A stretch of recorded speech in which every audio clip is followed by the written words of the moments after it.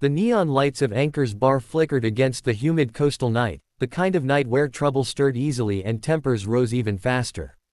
The place smelled of sea salt, spilled beer, and testosterone thick enough to chew through. It wasn't the kind of bar most women walked into alone, but she wasn't most women. Kira Hale stepped inside with the quiet confidence of someone used to walking into dangerous places. Her black hoodie, loose jeans, and worn boots made her look like any young traveler passing through. Nothing about her hinted that only 48 hours earlier she had been underwater off Diego Garcia, completing a classified training rotation with her team. She wanted a drink, a moment to breathe, something normal, if normal was even something she remembered anymore. The Marines noticed her the moment she crossed the threshold. Fresh fish, one of them snorted from a corner booth. He was big, broad, and already drunk, the kind of drunk that amplified arrogance.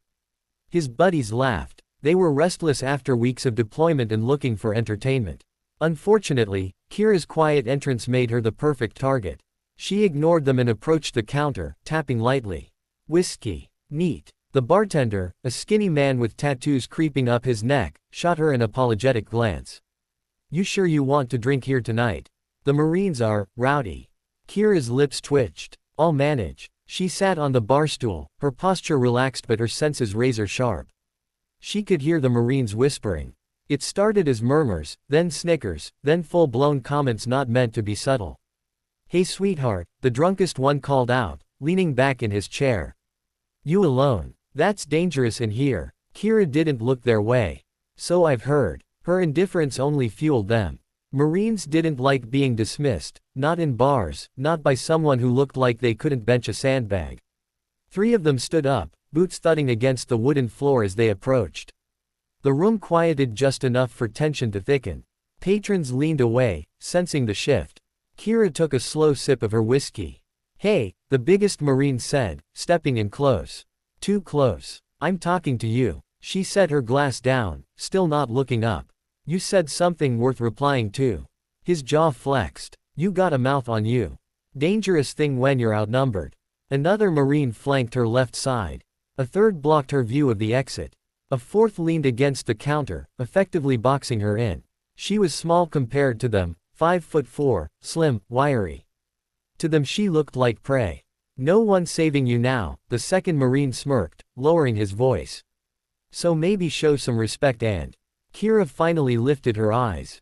Calm, steady, cold enough to make the bartender swallow hard. "Walk away," she said softly. The biggest Marine barked a laugh.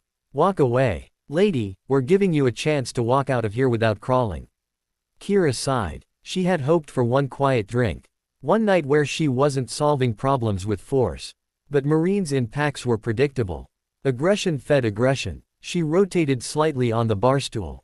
"Last warning." "Or what?" the Marine said, leaning his weight onto the bar beside her.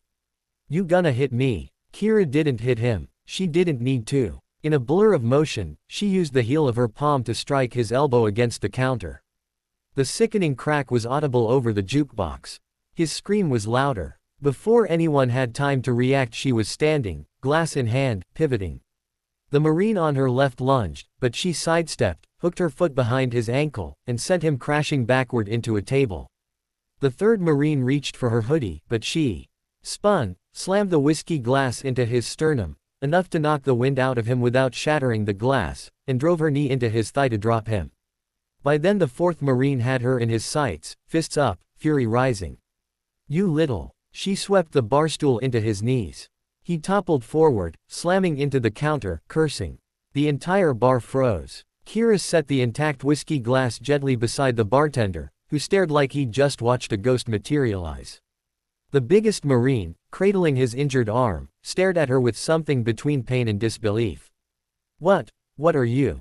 Kira adjusted her hoodie sleeve, revealing a simple black band tattoo around her wrist. Not decorative. Not random. A mark only one community used, only understood by those who served with them. The bartender went pale. "Ma'am, that's a SEAL identification band." The Marines blinked. "What?" One whispered. "No way, she's too." Kira cut him off with a glare sharper than any blade. "Too what?" "Too small. Too quiet. Too female." None of them answered. She stepped closer to the largest Marine. Despite towering over her, he shrank back like a man facing down a weapon. You surrounded me, she said quietly, thinking I needed saving. The words hit harder than her strikes. I don't. She turned to the bartender. Bill. It's on the house, he squeaked. Kira nodded once and started for the door.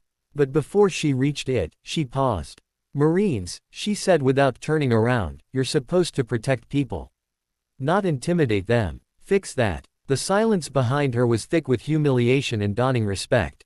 She pushed open the door and stepped back into the warm coastal night, the bar buzzing with whispers the moment it closed behind her. Kira walked down the street, hands in her pockets, breathing in the salt air. Another night, another mess cleaned up.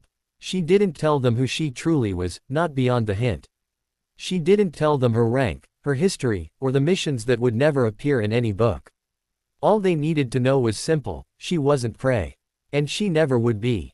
The wind shifted as she rounded the corner, carrying faint music from another bar farther down the strip.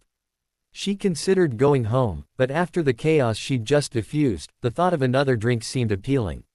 But before she walked away entirely, she heard footsteps behind her.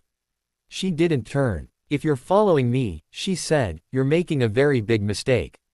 A familiar voice grunted. Relax. It's just me. She glanced back to see the bartender catching up, panting. He held out a small metal coin. A challenge coin. Navy issued. SEAL team specific. He must have recognized her wristband and gone digging under the counter. I think this belongs to your people, he said shakily. One of your teammates left it here last month. Figured you could return it. She took it. The coin was heavy, engraved with a trident, worn at the edges. She recognized it immediately. It belonged to Ghost, her team's breacher. He must have been here during shore leave. Thanks, she said. Ma'am, the bartender hesitated. What should I tell the Marines? She pocketed the coin. Tell them the truth. And what's that? Kira smirked. That next time, they should pick on someone their own size. She left him standing there and walked into the night, disappearing into the shadows like she had never been there at all.